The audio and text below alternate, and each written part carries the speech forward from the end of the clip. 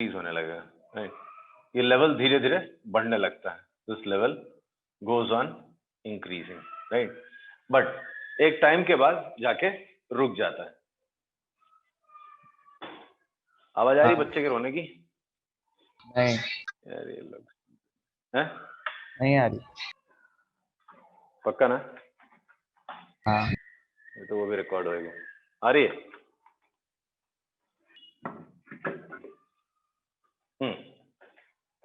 तो अगर आप देखोगे तो लेवल धीरे धीरे लिक्विड का यहाँ पे बढ़ने लगेगा। कहाँ पे? थिसल फनल में लेवल गोज ऑन इंक्रीजिंग। थोड़ी देर के बाद लेवल बढ़ना बंद हो जाता है।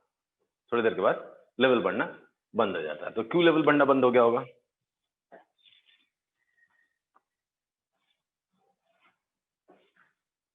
हेलो,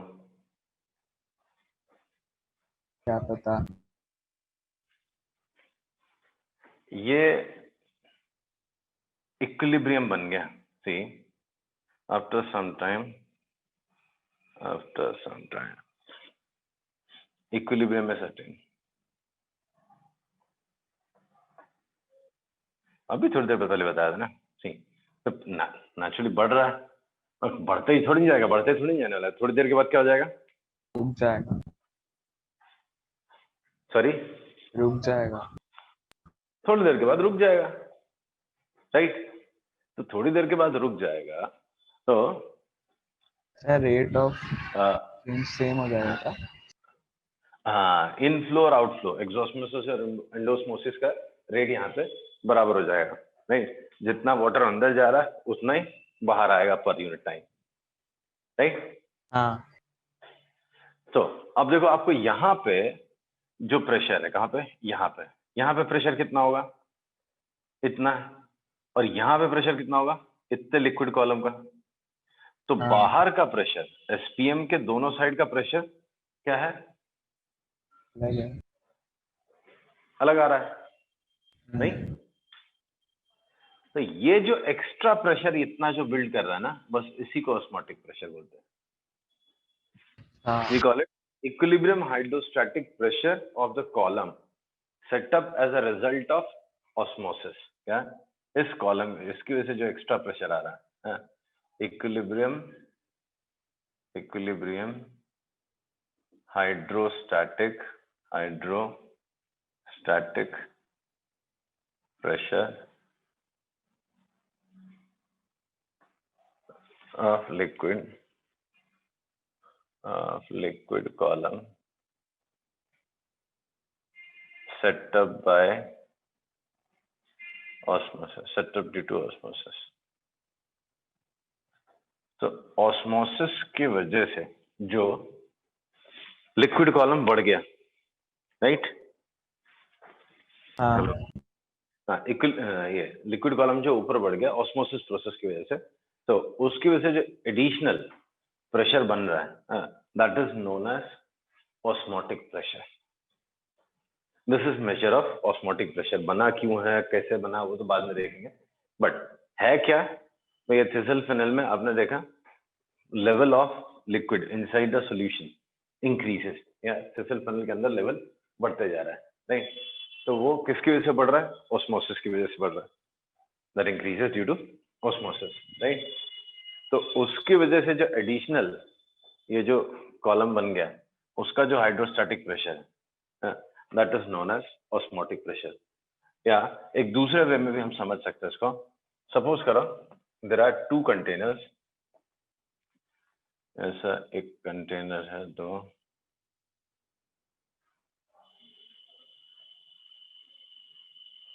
हाँ, यहाँ पे लगाई हमने सेमी परमेबल मेम्ब्रेन। ये सेमी परमेबल मेम्ब्रेन लगाई। इधर पे है प्योर सॉल्वेंट, इधर है प्योर सॉल्वेंट, और इधर पे है सॉल्यूशन। इधर एक मोबाइल पिस्टन है, इधर एक मूवेबल पिस्टन है, राइट। अगर मैं सब कुछ रिलीज कर दूं तो क्या होगा? प्योर सॉल्वेंट कहाँ एंटर करेगा? सॉल्यूशन में एंटर करेगा, राइट। हाँ अगर मैं यहाँ पे थोड़ा सा प्रेशर बढ़ा दूं, तो by applying some pressure naturally I can stop the movement of solvent particles from pure solvent to solution, हाँ right? हम्म, बस वही आप मिनिमम जो प्रेशर लगाते हो to prevent these molecules to enter the solution is known as osmotic Osmotic. pressure, right? So osmotic pressure is what? Minimum excess pressure to be applied to which is applied on solution in order to stop the movement of solvent into solution, right? तो minimum जो excess pressure आप लगाओगे यहाँ पे in order to stop the inflow of solvent particles from solvent to solution is known as osmotic pressure. बस इसी को osmotic pressure बोलते हैं. आई बात समझ में? हाँ और मजे की बात है कहीं आपने थोड़ा सा और बढ़ा दिया तो क्या होगा? हो जाएगा ऑस्मोसिस प्रोसेस. रिवर्स ऑस्मोसिस चालू हो जाएगा. सॉल्यूशन से पार्टिकल्स निकल के प्योर सॉल्वेंट की तरफ जाने लगेंगे. यही प्रिंसिपल है रिवर्स ऑस्मोसिस का, which is used in desalination of water. Hard water को प्योर बनाने के लिए, हार्डनेस कम करने के लिए यूज करते हैं इसका रिवर्स ऑस्मोसिस का. सी वाटर को प्योर करने के लिए, सी वाटर से सॉल्ट कंटेंट कम करने के लिए भी इस प्रोसेस का यूज करते हैं. बस इसमें कुछ खास नहीं है. प्रेशर आपको एक्स्ट्रा लगाना है और सेमी परमिएबल मेम्ब्रेन प्रॉपर लानी है. वो एसपीएम लगा दो, एक साइड फ्रेश वाटर डाल दो, इस साइड में आप फ्रेश वाटर डाल दो, प्योर सॉल्वेंट है, और इधर पे सी वाटर डाल दो. इधर प्रेशर आप बढ़ाओगे तो क्या होगा? इधर साइड से प्योर वाटर मिलना चालू हो जाएगा आपको. समझा?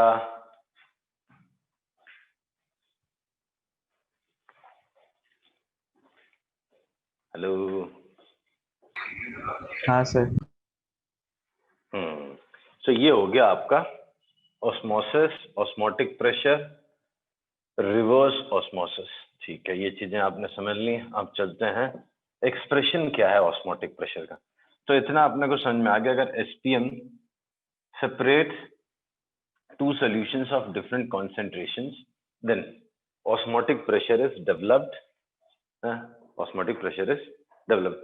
वैसे solution का सिर्फ वेपर प्रेशर होता है, बट अगर एसपीएम के दो साइड आप थी, ये अजीब सी चीज है. अभी आपको समझ में नहीं आ रहा होगा कि ये ऑस्मोटिक प्रेशर आया कहाँ से, ये क्या है, राइट?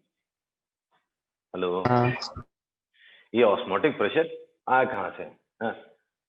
क्योंकि अगर आप देखोगे तो सॉल्यूशन ऐसे रखा हुआ, तो कहाँ ऑस्मोटिक प्रेशर? ये सॉल्यूशन है तो कहाँ ऑस्मोटिक प्रेशर? कुछ भी नहीं है, राइट? हाँ तो बट जैसे ही आप दो कॉन्सेंट्रेशन के सॉल्यूशन लगाते हो और सेमी परमिएबल मेम्ब्रेन रखते हो, अपने आप से ऑस्मोटिक प्रेशर डेवलप हो जाता है. वो डेवलप क्यों होता है? एक्चुअली एक्सप्लेनेशन जो दिया ना उसका, वो बहुत कुछ सिमिलर है गैसियस मॉलिक्यूल्स जैसे ही.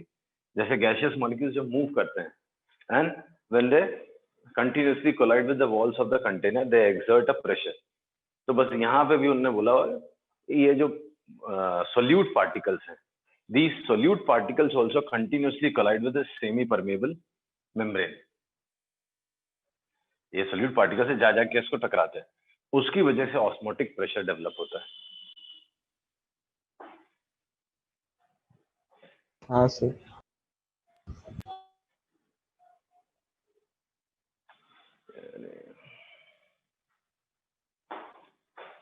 So osmotic pressure is developed due to collision of solute particles, continuous collision of solute particles with semi-permeable membrane. वो जो बार बार जाके सेमी परमेबल मेम्ब्रेन से टकराते हैं, उसकी वजह से डेवलप होता है ऑस्मोटिक प्रेशर. ऐसे देखने जाओगे आप तो हमारा सोल्यूशन सिर्फ वेपर प्रेशर ही लगाता है. सोल्यूशन का क्या होता है? वेपर प्रेशर होता है. ऑस्मोटिक प्रेशर तो डेवलप होता है, कब डेवलप होता है? जब भी आप एसपीएम रखते हो और दोनों साइड का कॉन्सेंट्रेशन अलग रखते हो। तो एक साइड ज्यादा पार्टिकल्स कोलाइड कर रहे हैं, एक साइड कम पार्टिकल्स कोलाइड कर रहे हैं, राइट? हाँ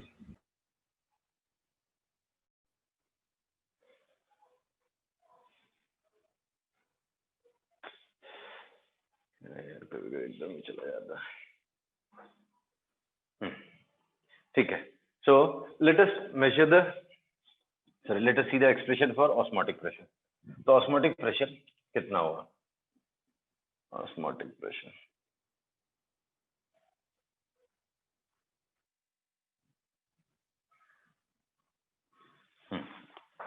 सी, इतना तो आपको समझ में आ गया कि कॉन्सेंट्रेशन से कुछ लेना देना है, हैवी कॉलिगेटिव प्रॉपर्टी, कॉन्सेंट्रेशन से कुछ लेना देना, राइट? एक साइड आपने प्योर सॉल्वेंट रखा है, दूसरे साइड आपने सॉल्यूशन रखा है। तो जितना ज्यादा कॉन्सेंट्रेशन होगा उतना ज्यादा ऑस्मोटिक प्रेशर होगा, एग्री? इधर प्योर सॉल्वेंट है, ठीक, प्योर सॉल्वेंट, इधर सॉल्यूशन है। तो जितना ज्यादा कॉन्सेंट्रेशन होगा सॉल्यूशन का उतना ज्यादा ऑस्मोटिक प्रेशर होगा, एग्री? हाँ तो osmotic pressure usually denoted by pi से डिनोट करते हैं, is directly proportional to concentration. अच्छी बात है। डू यू थिंक इसका टेम्परेचर से कोई लेना देना होना चाहिए?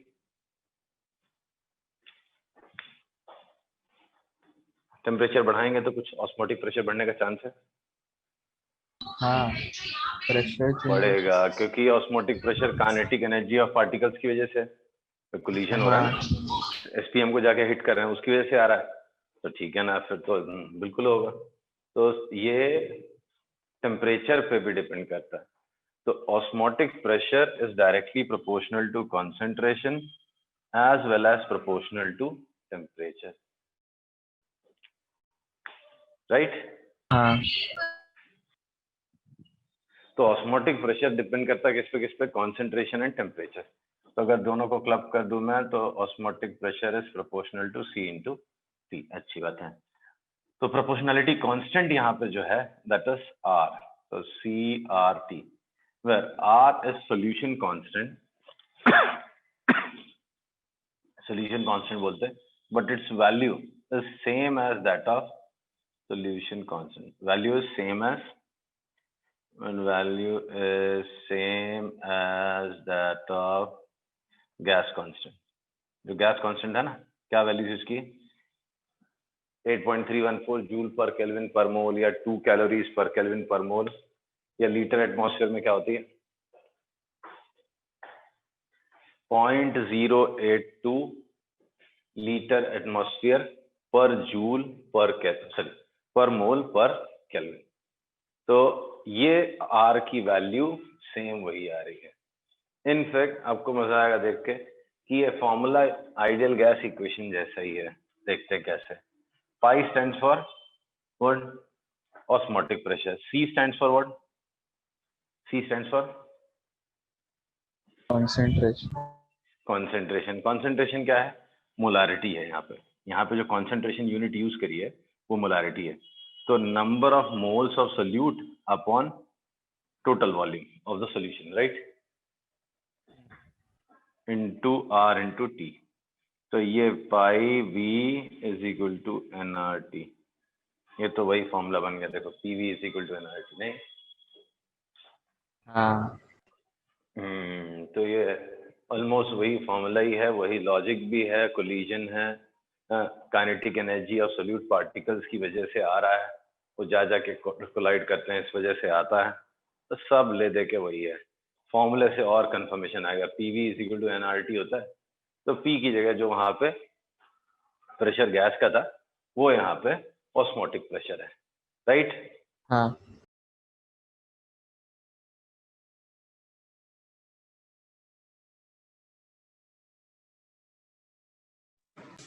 No.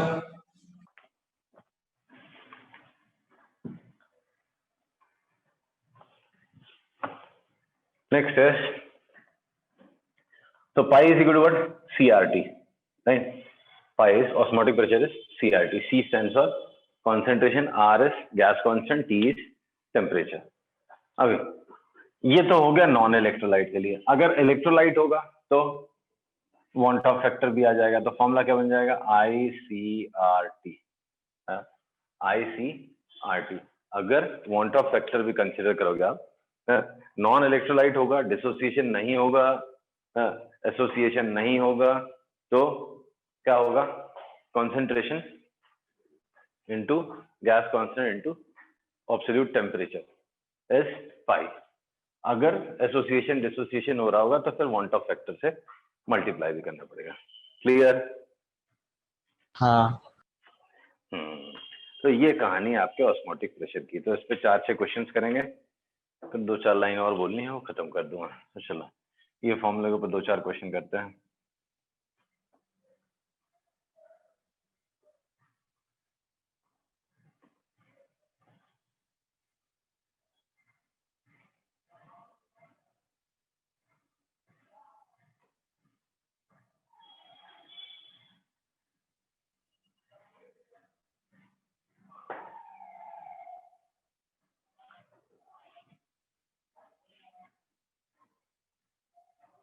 सर आर की वैल्यू 0.082 थी ना?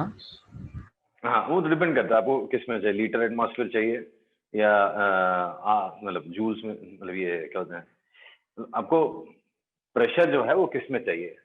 ये अगर आपको एटमॉस्फेयर में चाहिए तो 0.082 यूज कर लेना. पास्कल में चाहिए तो कुछ और यूज कर लेना. Right?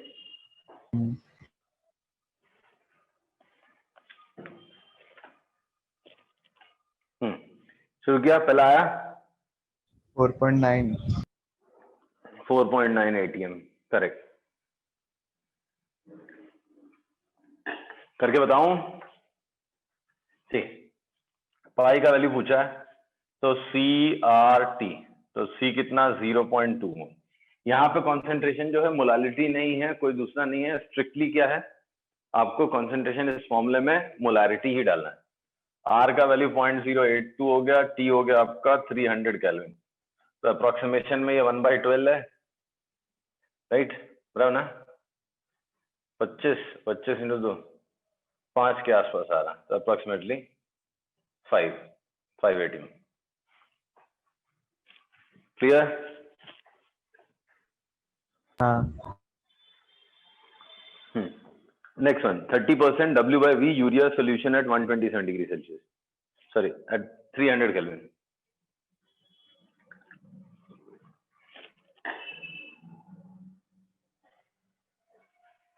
So 30% weight by volume of urea.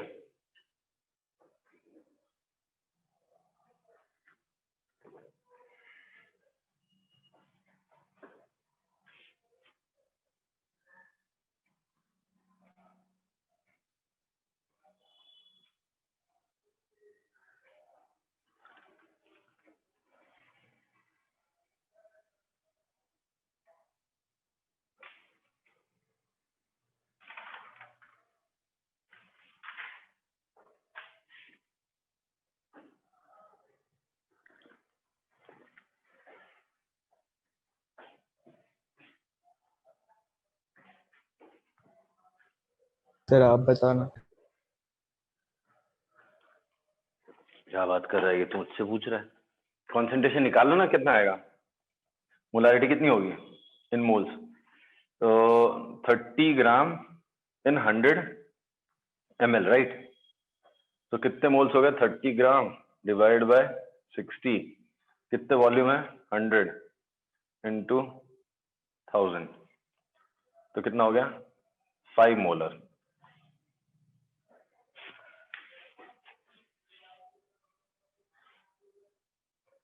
Hello?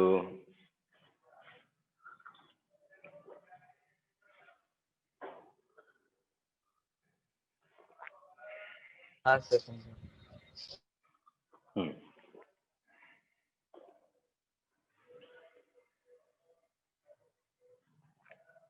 5 molar.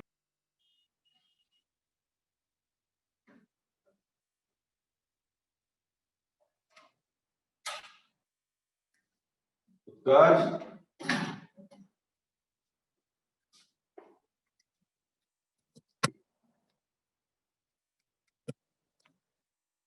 उत्कर्ष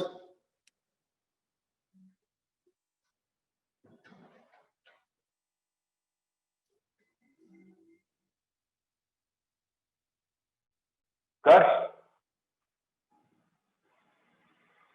हाँ सर। आवाज ही नहीं दे रहा। आगे सारे क्वेश्चन सारे नहीं दूसरी सर, क्लास भी नहीं आया। कौन सा नहीं आया बताओ? फोर्थ वाला। फोर्थ वाला नहीं आया। आई फैक्टर निकालना है, तो इतना आपको पहले से पता होना चाहिए। ये आ गया। हाँ चलो ये भी कर ही देता हूँ, जिसको नहीं आया वो देख लेगा। इसमें अल्फा का वैल्यू 0.75 है। एन कितने पार्टिकल्स दो। में डिसोसिएट होगा? 5। एन का वैल्यू 5 हो गया, तो आई कितना हो गया? 1 + 5 - 1 × 0.75, तो ये हो गया 4 3 4 हो गया। तो आई का वैल्यू आ गया 4। सो क्या आएगा? ये क्या पाई पाई सी कंसंट्रेशन कितना दिया उसका? डेसीमोलर, तो 0.1 × 0.082 × I × T इज 300। हाँ, सो ये हो गया 30, ये हो गया 1/12 3 10 ATM 10 ATM राइट। हाँ अब देखो इसमें CH3COH when dissolved in benzene forms a dimer। अगर CH3COH आप देखोगे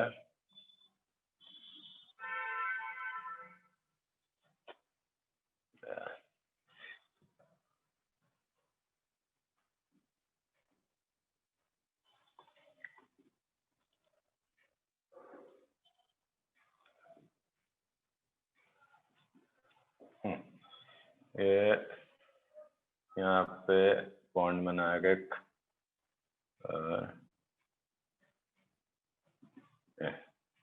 राइट। CH3COH अगर आप डिसॉल्व करोगे ना किसमें? बेंजीन में। ये पहले भी हमने डिस्कस किया था, अपने बुक में भी डिस्कस किया हुआ है। So it forms a dimer, ठीक है। तो इसमें क्या हो गया? दो मॉलिक्यूल्स का, दो पार्टिकल्स का एक हो जाएगा, राइट। तो एसोसिएशन ऑफ मॉलिक्यूल्स के लिए आई फैक्टर का फॉर्मूला क्या था? 1 + 1/n - 1 × अल्फा। तो 1 + 1/2 - 1, अल्फा नहीं दिया हुआ तो 1 ही ले लो आप, तो कितना हो गया? 1 - 0.5। हाफ हो गया, राइट। सो आई का वैल्यू हाफ हो गया। तो पाई क्या हो गया? I × C × R × T। आई हो गया हाफ, कंसंट्रेशन कितना था? 2 मोलर, R इज 0.082 × 300, तो ये cancel 1/12 25 ATM। So atmospheric pressure is 25, sorry, osmotic pressure is 25 ATM। Clear? हाँ चलो ठीक है। और भी कुछ क्वेश्चंस होते हैं अलग अलग सॉल्यूशंस के, कर नहीं पाए, करेंगे कभी नेक्स्ट क्लास में से न्यू चैप्टर स्टार्ट करेंगे। कौन सा स्टार्ट करो? इलेक्ट्रो स्टार्ट कर दूं?